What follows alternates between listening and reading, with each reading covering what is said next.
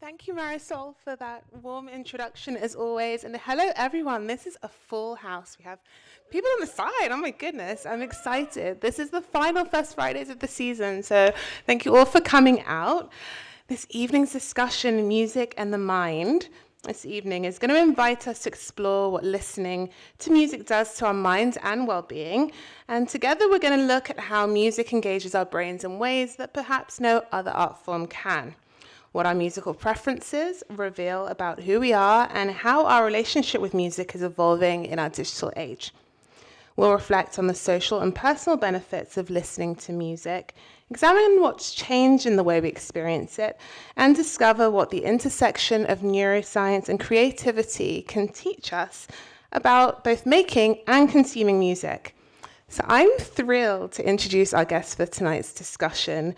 Please welcome Dr. Susan Rogers. Susan is a behavioral neuroscientist and former record producer and engineer, best known for her work with Prince between 1983 and 1987. I think we have a lot of Prince fans in the audience. I'm very excited too.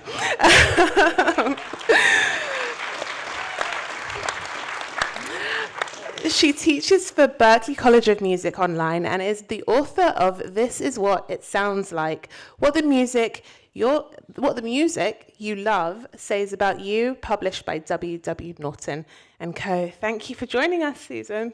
Thank you. Thank you. Thank you for having me here. Okay, we have a lot to cover, so let's get into it. So first of all, you have had such a unique journey. I'm not sure how many people share your background. From working with icons like Prince, which we'll dive into later, to becoming a behavioral neuroscientist, I would love to start by just kind of setting the scene for what inspired such an unconventional transition, and most importantly, what the through line, if any, connects your musical career to your science one. I think it's fascinating. Well, thank you. Like a lot of people, perhaps most of us in this room, deep love of music, which you feel when you're a kid. You know that this feels right, it feels good, but absolutely zero interest in writing it or performing it or playing it myself. I'm a non-musician. I took piano lessons. It was horrible. I hated it. The teacher hated it. No, I liked it. But I had a deep love of records. I was a born music listener. That was a passion. I made records for 22 years in the recording studio nearly every day. And had a hit record with Bare Naked Ladies as a producer. And back in the late 90s, that's when we got royalty checks. Cool. Sorry, young people today, but yeah, we used to get them back then when people bought music. And with that money, I thought, I've always just wanted to go to college and I wanted to study. So I chose the field of music perception and cognition and got the PhD. I mean, that's incredible. Like in terms of getting a deep understanding of what you love and being driven by that curiosity is what this conversation is why I'm so excited about it. Yeah, and may I say that the more we understand about it, kind of the more we love it. I will talk about, I believe, our love for music, and the particular pieces of music that we love are very similar to romantic love. You just know it when you see it, and it just works for you, and it's hard to explain. But the more you know about your sweetheart, not always, but, sometimes it's the opposite. Often, the more you know about your sweetheart, just the more you love them, because it's an intimate relationship, as we will talk about. I love that framing. I think that makes perfect sense. And likewise, such a love of music, such an interest in the brain and music. And I think that really brings us to thinking about this intersection specifically of neuroscience and music, which is a really exciting research area at the moment. And I mean, few people are better positioned to talk about it than you. So just a big picture. Obviously, music activates your auditory cortex because you're listening to sound, and that's the part of the brain that's involved in processing. But actually, what's incredible about music is that research shows that it actually engages nearly your entire brain, which is kind of unique. So, I mean, although the neural underpinnings aren't completely understood, in your view, what is it about music, do you think, that makes it so uniquely powerful, perhaps more than any other art form?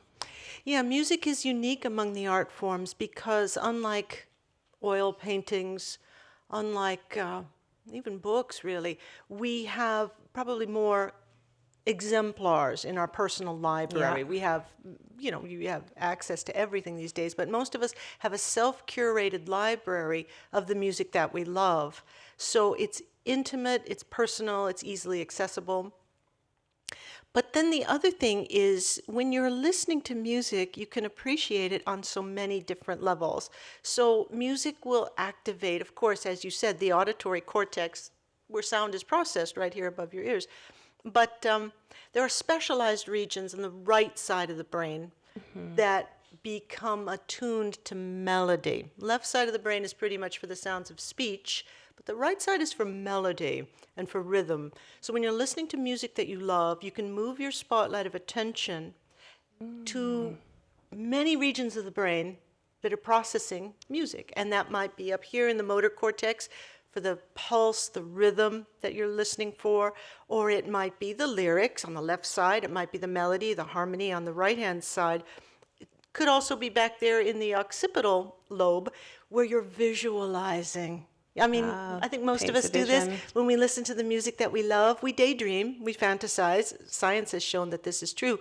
And when we go to that place in our brains where our minds are wandering, you're not only listening, but you're visualizing your favorite scenes. Now, for most people, it tends to be autobiographical memories, but for a lot of people, they'll make up a story based on the lyrics. For some, they fantasize about performing the music, or for me, I fantasize about the players. I imagine watching the players. Anyway, these sorts of fantasies activate the occipital lobe, and then in the frontal lobe, you might just analyze the music and recognize, now that was clever. Or on a deeper level, analyze that performance and realize that singer is just knocking me out with that honesty, that technique, whatever that might be. So music listening truly is a whole brain workout. I mean, that's thank you for breaking it down like that. And I love the fact that there are so many different pieces that come into play. Even the motor cortex as well is engaged, even if, I mean, when you're moving, but also even if you're not moving. Like, it's just so deep on so many levels. So it is a whole brain workout, and you've spoken about sort of the self-curated art form and why that's so specific. But that also it's functional, is what you're saying. So Right. it depends on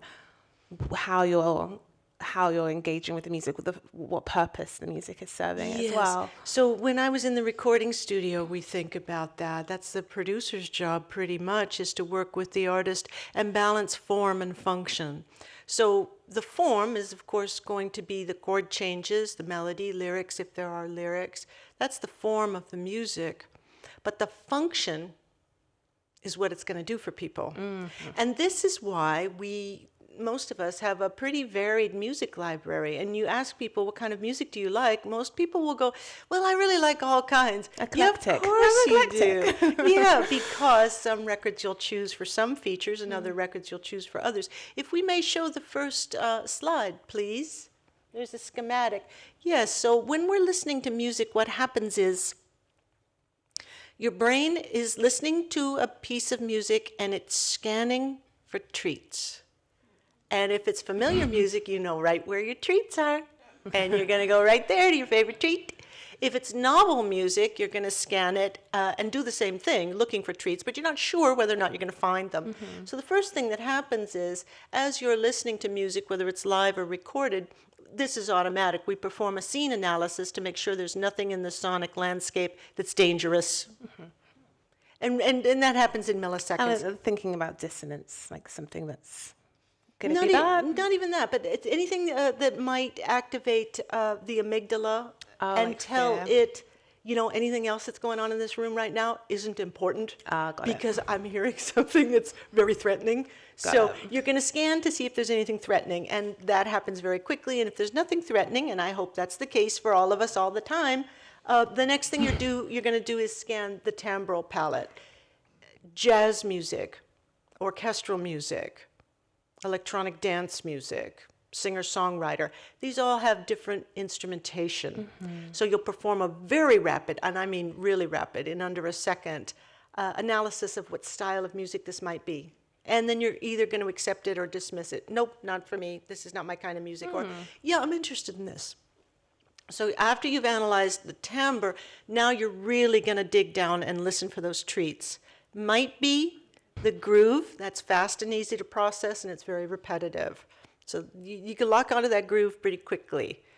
After you've locked onto the groove, your right hemisphere here, the slow audio processor, is taking its time with the individual notes and assessing the melody. Maybe you got a good bass player in this band, and you got a nice deep harmony going on in there. Yeah, and you're like, I approve. I like this.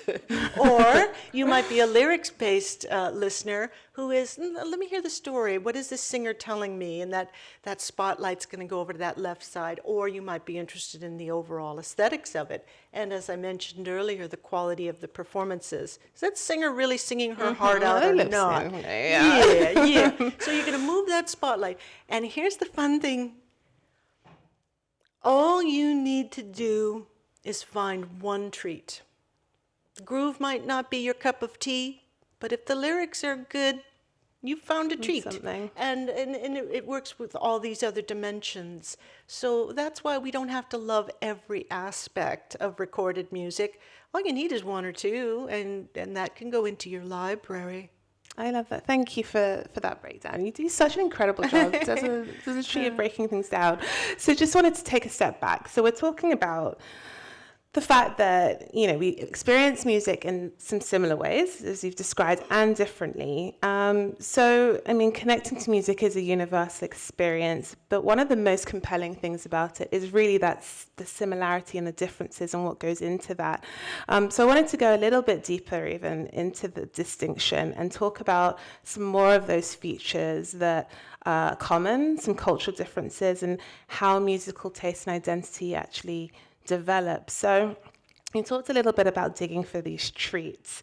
There's a theory about the brain being a prediction machine. Oh, yes. Wondering about how that plays into it as well, and if we could talk a little bit about that. And then for some of you who were here at the first discussion, we talked about the impact on the parasympathetic and sympathetic nervous system. Yeah. So could you talk a little bit about like that more kind of blanket, we as humans all connect because of these features? So in the final trimester of pregnancy, the womb is a liquid environment, and the auditory circuitry is developed enough that the fetus can hear. Yeah, I'm thinking about that a lot. I'm like, don't play this. Be a jazz lover. and is hearing, of course, mom's voice because of the connection there, but also can hear dad's voice if dad puts his mouth right there on the tummy. So before we're even out of the chute, we have a sense of melodic contour and consonance and dissonance of our immediate family environment. Once we're born, the brain's job, its primary job, is to predict the future, to keep you safe. So that's why we form memories, and that's why we learn. You take in stimuli, and you learn patterns. Brains are equipped for pattern recognition. That's what we do. We learn patterns, we see things that repeat, and we form memories so that we can predict how something is likely to behave the next time we encounter it. The most important sound in a human being's world is the sound of the human voice. We evolved to have a brain that is especially attuned to our voices. So your auditory cortex gets really busy really fast, figuring out vowel sounds and speech patterns. Here's an interesting thing. Think about this. You're 1 year old, and your little brain has to be able to recognize that the word mama is the same word if mom's saying it, if dad's saying it, if your sibling who is 4 years old is saying it, mama. They all sound slightly different. So there are invariant cues, and then there are the variant cues. My throat's going out. So anyway, the auditory system is getting attuned to the sounds of your world. And that also holds true for the music of your world. So when you get a little bit older, let's say you're 4 years old and you're in the back seat of the car, and you're everybody's really happy because you're going on a holiday, and you're happy, happy, happy, and your little 4-year-old body, you know that this is a good time. And a song comes on the radio. It sounds like happy music to you, and it sounds like what you think you feel like. And at that age and at that time, that's starting to become the music of you. You're associating your feelings with how that singer is modulating the melody of their voices and how that drummer is giving us a groove, his chord changes and melody. So that is pretty powerful and strong. Now, as you're feeling good, you're releasing dopamine. And what's happening, and this gets really good, so your auditory cortex, as you're growing up in your youth, is associating music with like and dislike. And when it likes it, there's going to be a release of dopamine. And when that dopamine release happens, your auditory cortex gets trained to recognize what I like to call the music of you, so that you get better and faster at recognizing your type of music. This is a remarkable thing. So by the time we hit high school in our teenage years, we've got a sense of the music of us. But in our teenage years, I know I go on a long time, but there's such good stuff here. So in much. our teenage years, the teenaged brain, this has been studied in neuroimaging studies. The teenage brain has one important question. And this is sad. That question is, who am I to my peers? So That's in time. yeah. We can all remember that, can't Yes. we? So in the adult brain, if you ask adults in a scanner 2 questions, what do you think about yourself? And then the second question is, what do you think other people think about you? Barely overlapping areas. You ask a teenager, what do you think about yourself? What do you think the other kids think of you? It's nearly overlapping. So to a teenage brain, you are what they think of you.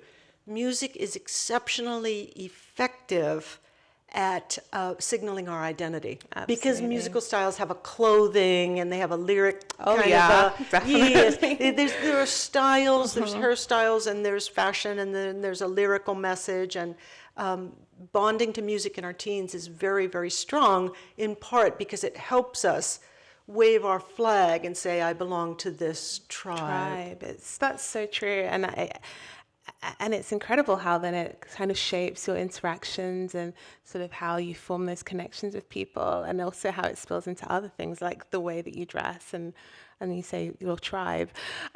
Okay, so that was lots of information. I would love to just sum up this part about sort of the similarity. So essentially what you're saying is we are primed, set up to basically love music. Not all of us. There is musical anhedonia. There's a small subset of the population that does not derive pleasure from music. And there are folks who are tone deaf who tend to not seek out music. But the majority of us. We have the circuitry rooted in the dopamine, which is what primes us for the next part of the discussion, which I think we have a slide as well. Yes, go to the next slide, please. This is just to demonstrate. I think this is a great slide. The connectivity of the brain. So this is everything you've been talking about, all of these different features, how the brain is engaged in music, and how it's set up to enjoy music in the majority of cases.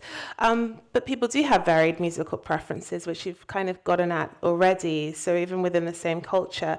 And in your book, what it sounds like, what the music you love says about you, it explores this personal identity and how it shapes musical preferences. So you talked a little bit about listener profile, but I wanted to kind of dig into this concept that you talk about liking versus wanting music, which is slightly different. So I know we have another slide that demonstrates just that broad distinction, but I think it's fascinating that there's actually something more intricate going on another level. It's so funny to think about it. But researchers at Wake Forest University had college students who, as you know, they make up a lot of the data that we have on the human brain. So college students lay in the scanner and they listen to music from various genres. And the researchers were interested in what their brains were doing when they listened to music that they liked, that they previously rated as, I like it, music that they were asked to bring in their favorite song, and then music that was disliked. Now, if you look in the brain there, especially the profile, the brain that's the sagittal view, it's looking to the side, you'll see under liked and favorite, this kind of a bluish purple area in the frontal lobe here. And that's activated when we're thinking. And it involves some circuits that are involved with our sense of self, self-awareness, self-image, self-consciousness. But when these people in the scanner heard music that they disliked, notice no activity up here.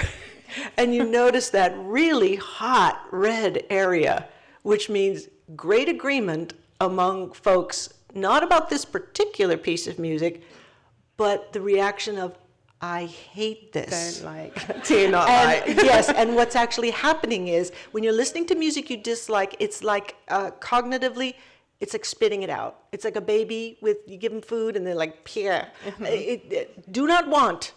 And what happens is the neural connectivity that involves our sense of self gets cut off. Like, what I'm listening to right now is not me. The amazing thing, this has also been studied, is that this happens in under 3 seconds for certain genres of music that are very different from each other. So our brain is judging rapidly. That's what brains evolved to do. Snap judgments. In order to change your musical taste, you do have to persuade your brain that this could be good, and it helps to experience this style of music while feeling good, as you did when you were 4 years old in the back seat of the car. Let this music release a little bit of dopamine in a happy situation, and you may form positive associations with it. So this difference between, so this is liking, disliking, and we can see, I mean, I love this figure because it's like that red is so powerful. You can definitely see what's going on, but it's not the same for everyone because of the way that we develop from a young age. Right. And so that wanting, I think you mentioned so the part of the brain, the default mode network comes into play.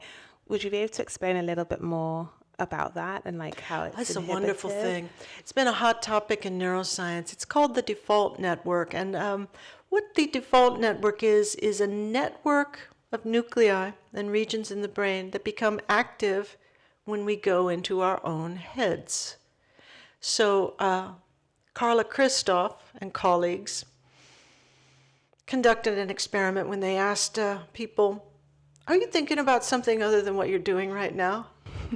30 to 50% of the time the answer was yes. Usually. And it might even be higher. So the default network is our sense of self. When we go into our own heads, and that's what a brain does. It focuses on the outside world, and then it goes into its own thoughts back and forth. It turns out that the music we love is especially effective at activating the default network. So when you love a person, when you're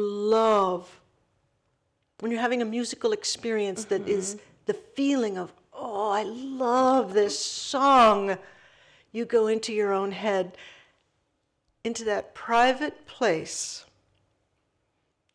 into your own psyche, with music as your companion. I mean, think about that.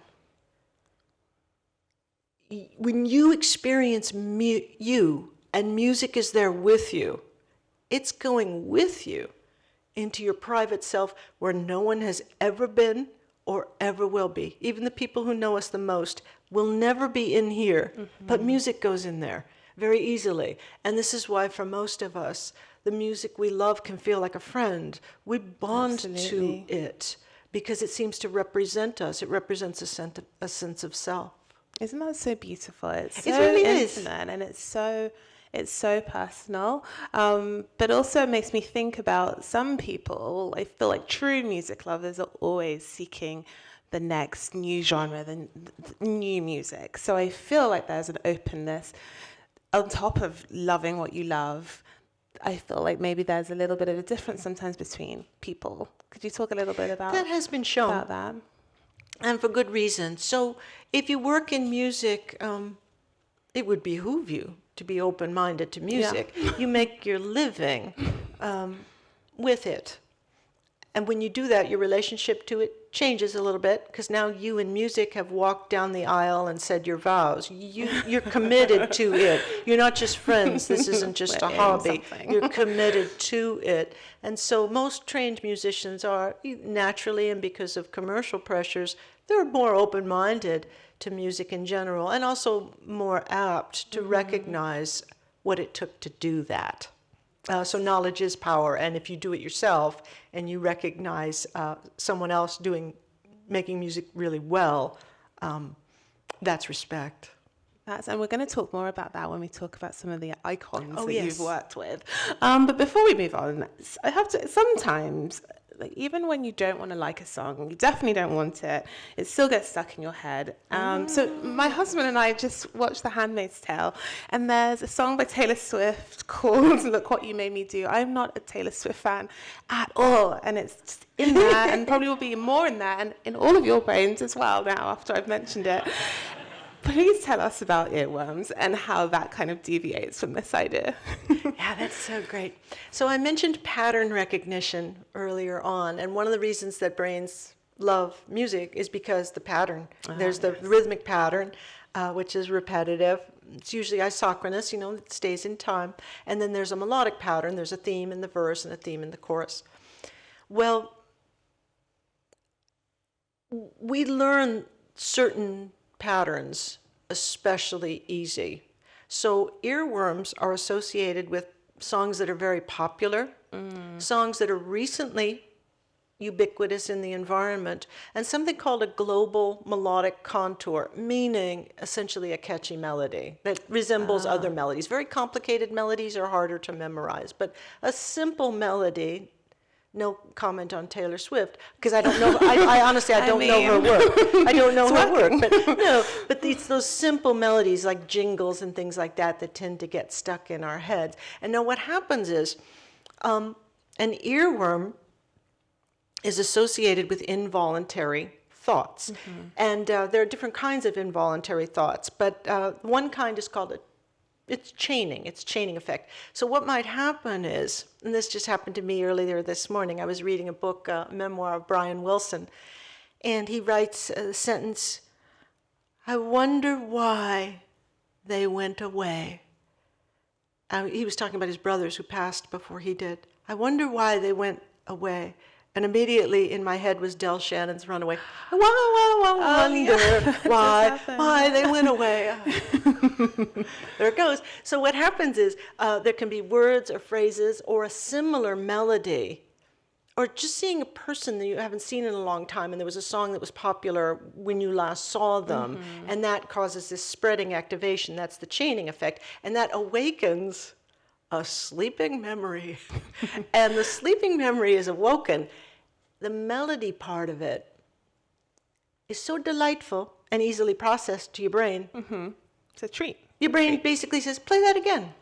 And it just will loop and loop and loop it. But I'll give you two tips. One, science knows that under heavy cognitive load, when you're really busy and you're really concentrating, earworms are reduced or eliminated because your brain is busy with other things. And the other thing is, if that doesn't work, I'll tell you the roadies trick that I learned on the Purple Rain tour with Prince. It was my first tour, and they told me, now the last song of the night, which was always Purple Rain, is going to get stuck in your head. So what you have to do is, I don't know if you know the movie Spinal Tap, that documentary. Yeah, Christopher Guest. There's a song in there that goes, Tonight We're Gonna Rock You, and it's so bad, it won't stick in your head. It's horrible. But it will erase any other song. That is great.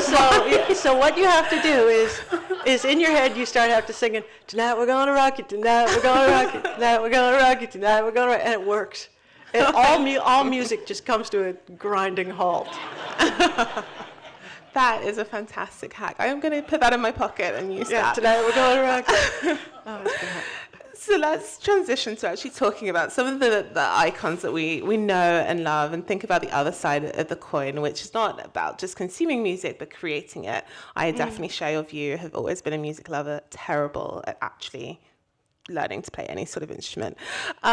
You had a front row seat to the extraordinary creativity of working with people like Prince, David Byrne, and now as an expert in music cognition with a PhD in psychology and a professor at Berklee College of Music, you really have such an incredible vantage point.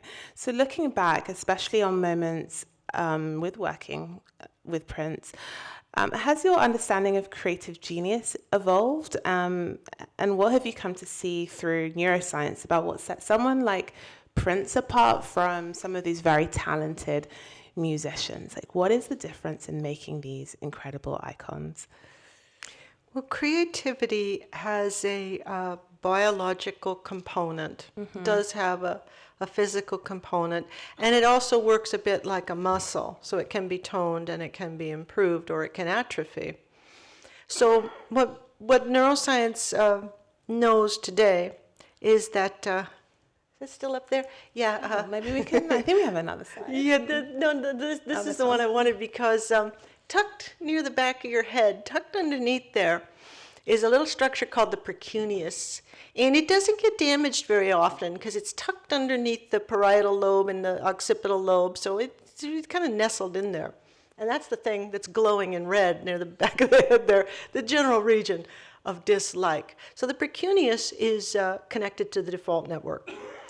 And what happens is, and this is true of all of us right now, most of the time the neural connections in our brain are in inhibitory mode, much more than they are excitatory mode. We got the brakes going on all over, because when we're toddlers, we learn what behaviors are appropriate and what are inappropriate, and so we put the brakes on most behaviors in most social settings. What you see and hear from people is what their brain has told them, this is appropriate right now. So the precuneus, most of the time, has its brakes on. In hypercreative individuals, they have faulty brakes. So what happens is that the precuneus, when any of us is thinking of a creative idea, it needs to release its brakes. It needs to become literally open-minded, because it needs to draw in ideas that you haven't thought of before. You're creating something. You have to write a new song or design a poster or a website or whatever it is you're doing. It has to go roaming. So the precuneus has to release its brakes. And once it has an idea for a song or whatever, it says, yeah, that'll work. And it passes the message along over to this right-hand side, the temporal parietal junction, which is also in brakes mode. It has to release its brakes. So now you're getting to work. So you're moving from spontaneous thought to goal-directed thought, and you're writing your song. As you're writing your song, you're keeping a running stream of decision-making and separating relevant from irrelevant information. This would work, this won't work. This would take me in the wrong direction, and so on, as you're trying to meet your goal. In the case of hypercreative folks, they have defective brakes in both the precuneus and in that junction. Wow. So one, their brains stay open and far-ranging longer. They don't shut down as soon as they get an idea. In other words, what I tell students is, don't just grab the low-hanging fruit on the tree. Mistrust your first idea. Anyone could have thought of that. Climb higher. So the faulty brakes, and then once they are working, they're not so quick to dismiss what others might call irrelevant information. They are open-minded to changing this work of art as they go. So in the case of a hypercreative individual, I believe that Prince was one, it describes his behavior because his ideas were always coming like a fire hose, and he was always getting another song as he was finishing the one he was working on. So when you have reduced inhibition in these two circuits, you're always getting creative thoughts. The difficulty with creativity, though, is a lot of folks lack the focus to actually get something done. Creativity is defined as 1, original thinking, 2, being productive. You have to actually make something. Just having ideas isn't enough. You have to actually make something. And 3, it has to be something useful. So folks, honestly, I mean, there's folks with mental illness who are very creative thinkers, but these ideas aren't things we can use. The third part. So it does involve now frontal lobe circuits that keep you focused. Prince had a really strong work ethic.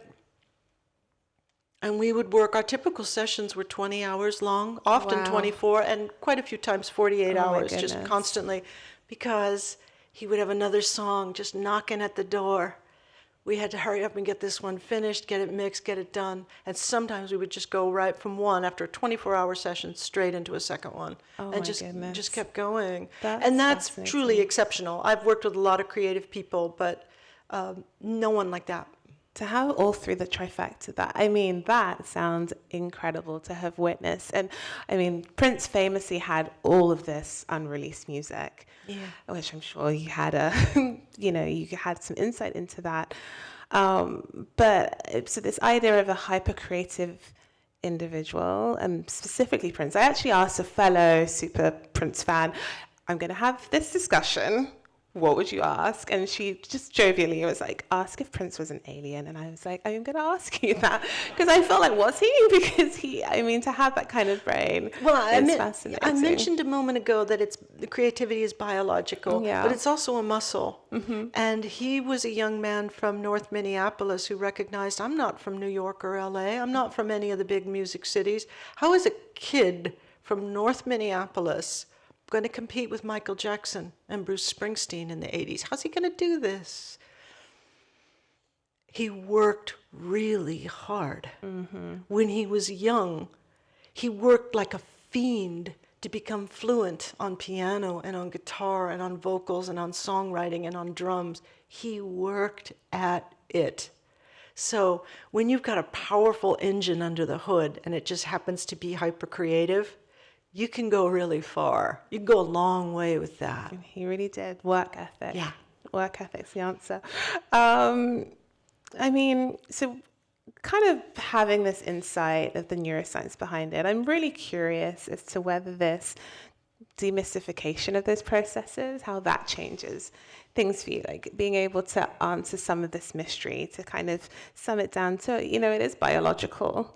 How has your relationship changed with some of that magic, having been in the room and now having this vantage point where you can look back through the lens of neuroscience and sort of see kind of the underpinnings? I think, well, for me personally, it hasn't changed my love for music at all, and my enjoyment of it.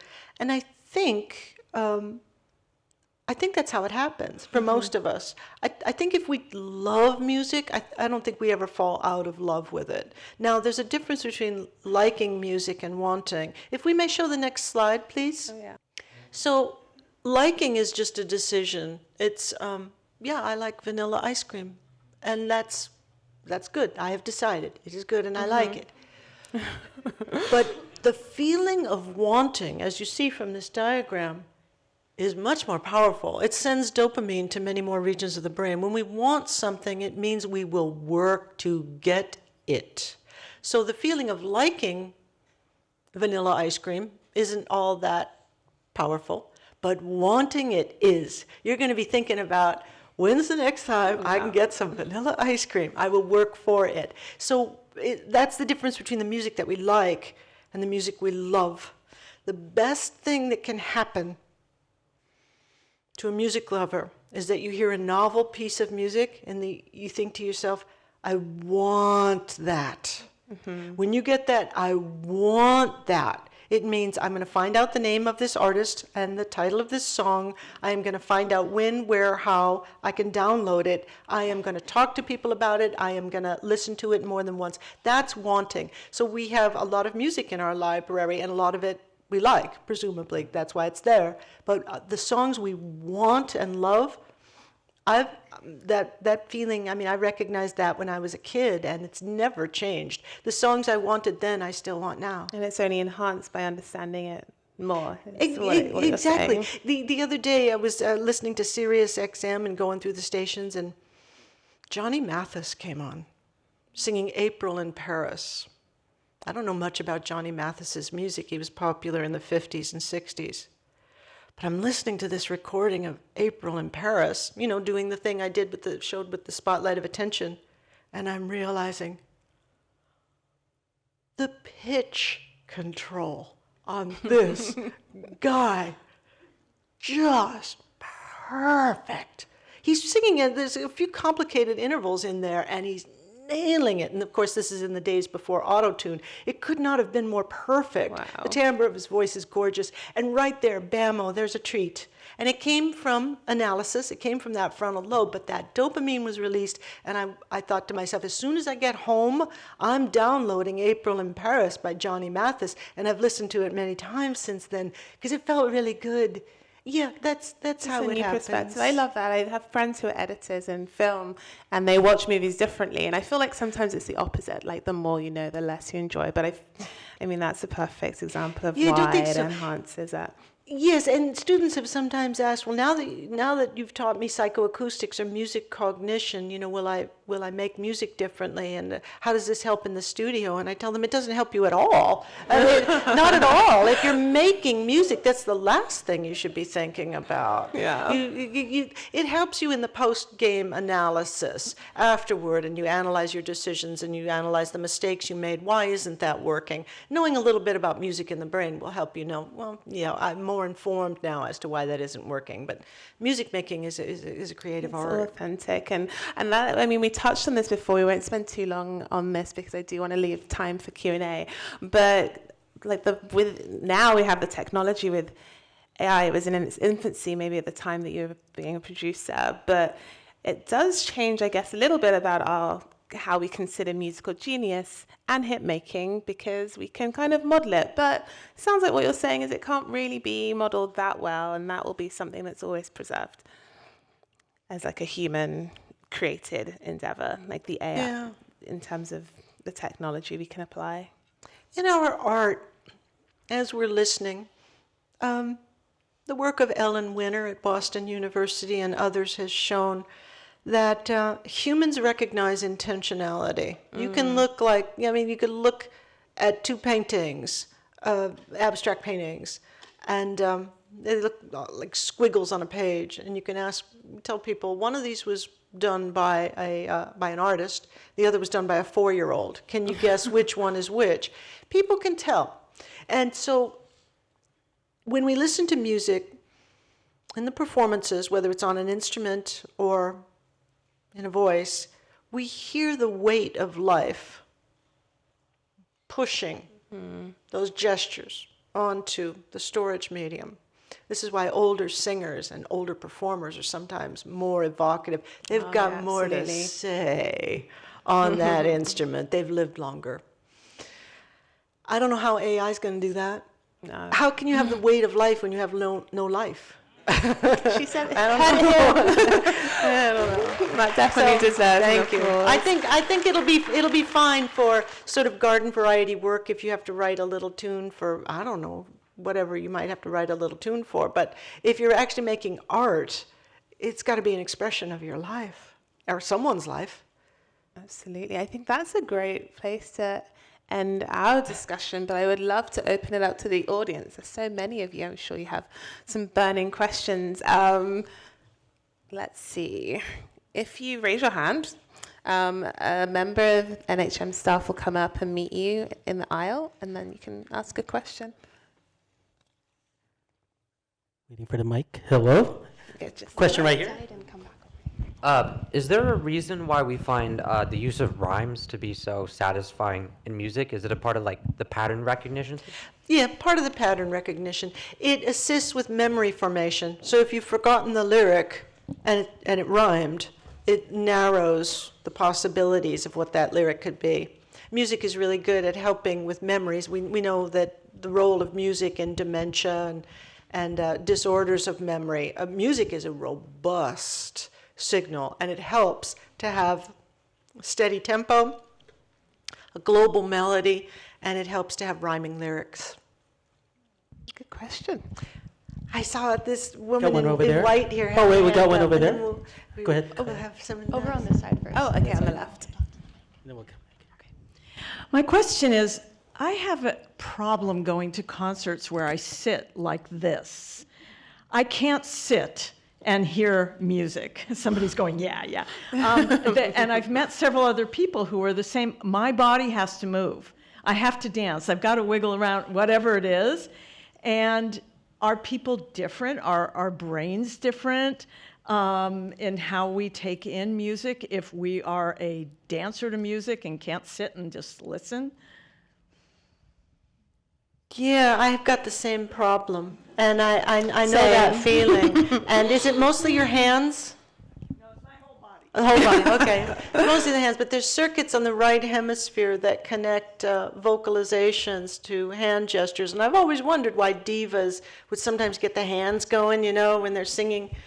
They're singing, the hands will be going. That's actually kind of automatic. So there is circuitry involved in vocal production that is linked to arm and hand and eye movements. Even if we're just listening and not performing ourselves, we're activating a trickle of neural activity in the area that would be active if we were actually singing or playing. Even if you're listening to a drummer, they used to call them mirror neurons, that's controversial, but whatever, there are circuits in the motor cortex that are mimicking just a trickle of neural activity, the gestures that you're observing. So for some of us, it's very powerful and strong, and for others, it's less so. But again, remember what I said earlier about the inhibition? Your release of brakes is still partially under your control. So I've told myself, sit still, because you will annoy the people next to you. And there are times when I just sit on my hands, but I kind of can't help it. But you can help it. But I know that feeling. So there's many circuits in the brain that are telling you you must express yourself. And this is why toddlers, nearly all toddlers, automatically will try to march or clap in time to music. And when they hear music with a certain, in the range of 100 to 120 beats per minute, nice 4/4 time signature, the little bodies are going to want to move up and down because music is a social, emotional signal. And they're recognizing that that's a social signal. And they're saying, yeah, me too. I'm human too. And I want to play with you. I want to be with you. I want to move as you're moving. The human brain has thick bidirectional neural tracts that connect our auditory regions to our motor regions, and back and forth they communicate to each other. So what we hear is manifested often in how we move, and nothing wrong with that. Does that get more inhibited as you get older? That sort of a toddler dancing, like no one's watching, and then when you're an adult. I missed the verb. Does it? As you're saying, with young children, they can't help but move. But as you get older, you become a little bit more inhibited. You become inhibited, because you kind of learned. You were embarrassed because you got overly enthusiastic in public or something like that. You might feel a little socially awkward. But you've noticed this at parties where they're playing dance music, and you're thinking, come on, why aren't people dancing? As soon as someone is brave enough to take the floor, and then you'll get that momentum, and now you'll have a rush of people who wanted to dance but didn't want to go first. We like those people for sure. We have a question over here, Susan. Hi. Sometimes when I hear like a song I really like, I get chills, like just throughout my whole body and head. And it even happens sometimes when I'm talking to people and I hear their voice. So I'm wondering if science has an explanation for that. Most people do get chills to music. Women with slightly higher frequency than men, although a more recent study said there's no gender difference. It is thought to be linked to a quality called subliminality, which is similar to empathy. Your capacity to imagine what someone else feels like. And a lot of vocal gestures, or a high piercing guitar note, or a wailing saxophone, can sound like a child or an animal in distress. And that can sometimes causes piloerection, which is the chill response. And there's still theories on this, but and maybe you know about this, Yewande, but when we experience those goosebumps, we tend to want to seek out the warmth of other people. And that goosebumps is actually an indicator empathy, and it's a social signal. I'm cold, and I want to be with people. Connection. Yeah, it's people who are really into music tend to get it more often than people who aren't, especially close to music. But as you say, you get it sometimes when you're talking to people. It's a sensitivity, a measure of sensitivity to others, and an ability to imagine what it's like to be someone else. That's subliminality. Yeah, my mother gets it all the time. Just talking, and she'll suddenly be like, "Oh, like, Mom, it's fine." Yeah, that's pretty great. More questions. Person over here. You said one of the first things that happens when you listen to music is your amygdala is looking for a threat. Yes. Do you have an example of what that would sound like? I believe you said it's not related to dissonance. Well, every November for the last few years, and I'm going again this year, I go to a camp for combat veterans who are songwriters. And it's a 3-day camp, and we have a lot of fun. But the veterans sometimes will talk to me about PTSD as it relates to noise. One fellow in particular, wonderful songwriter, really has a tough time in a mall or in a football stadium, something like that, where there's a screaming crowd noise, because he can't scan for threats, as this wonderful person was trained to do. So that's the kind of sound that might predict a dangerous situation is what is most likely to activate the amygdala. It wouldn't necessarily be musical dissonance, but it would be any timbre or any onset time or amplitude or something like that that might signal, I am not safe right now. A member of my extended family flew Black Hawk helicopters in the military, and he's now with NASA. But he had a hard time in the lunchroom at NASA because one of his coworkers liked to microwave popcorn. And the sound of the microwave popcorn sounded like the sound of his helicopter being attacked. So it's not a specific sound, it's just what it triggers in you. And that's why your amygdala, and we're glad it does this. It needs to scan the environment. I recommended to the fellow who I mentioned a moment ago, the songwriter, what I suggest you do, I don't know if this will work or not, find recordings of football stadiums, recordings of people in the mall, sound recordings, and at home, when you're safe in your home, through loudspeakers, not headphones, through loudspeakers, listen to it. For just a few seconds at first, maybe a little bit longer, associate that sound with the feeling of safety. And the amygdala can be trained, the basolateral amygdala can be trained to go, oh, okay, I get it now, that's not a threat, I'm okay now. Okay, just self-exposure, be your own doctor, expose yourself to it in a safe, happy environment, especially if something has really just made you really laugh. When you have the feel-good neurotransmitters in your body and you're hearing that sound, you're like, no, I get it now. This sound is actually not a threat anymore. Thank you. I got a couple of more questions. I'm going to go down there in a minute. Got one here. Hi, I was wondering when we hear new music that we really like, and it sounds like you had this experience with the John Mathis song. I have this experience where I just can't stop listening to like a handful of songs over and over and over, and I listen to nothing else but that until I get sick of it. Is that similar to the brain having like a temporary drug addiction or something? It is. Well, all of us love the dopamine. Dopamine is released when we experience things that are pleasurable, food and sex and money, getting your paycheck, you release a little bit of dopamine. It's that feel-good neurotransmitter. So if your brain has heard a new piece of music that you really like, it's going to say to you, again, give me that again. I like that. And it's, you'll get sick of it like we do with certain foods and things like that. But it's saying, I want my treat. You know where to find your treat. It's that song. So you go for it and you play it. But you will get bored of it and move on to the next thing. It also depends on where else you're getting your treats. So if you're, in other words, you can be stuck on an album for a year because you're mainly getting a dopamine reward in other modalities or from in other domains. So you just, when I want a music treat, it's going to be this record. But when I want a food treat, I'm going to try a different restaurant. So that sort of thing. But yeah, it's just your brain telling you, remember that? That was fun. Let's do that again.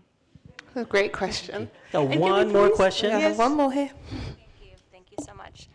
First of all, thank you both for this discussion. This has been amazing, and I've just taken in so much.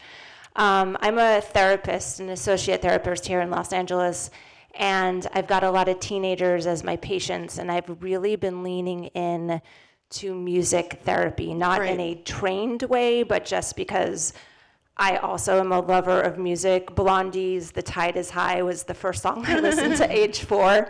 So talk about the dopamine rush at that age. What would you recommend? I'm just so curious. What would you recommend that I explore deeper as I'm working with music therapy? Where do I begin? I've just sort of touched the surface with some techniques and sessions with my kiddos, but where should I explore and go deeper? Well, I like using the phrase, the music of me, meaning the songs, the music that seem to represent your inner self. I think if I were in your position, and I'm not trained in music therapy at all, but I'd want to talk with individual teens about the music they love. And I'd listen to them tell me why they love that music. And don't to push them beyond the answer that, well, it reminds me of this person or this person I used to date, or it reminds me of this good time in my life. Get them to focus on the details in the music. Get them to focus on the rhythm, the lyrics, the melody, the style, the performances. Get them to go deep into their own listening brain. And if they're telling you about a musical love, they're activating that default network, and they're showing you their psyche. They're showing you their deepest self. And this is imperative.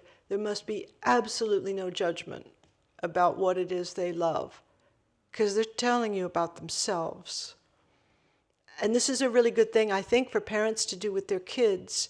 And do not criticize that child's choice in music, because the reaction that you experience to the music you love is exactly the same as the reaction they experience to the music they love. So we must never be a music snob, ever. You want to, but you can't do it. You just can't do it.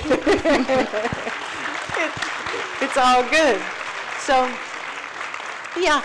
Get them to tell you why this music represents them, and that can maybe guide you into a conversation of who they are and how they see themselves. And what they want, of course, because the music we love represents something we want in ourselves or for ourselves.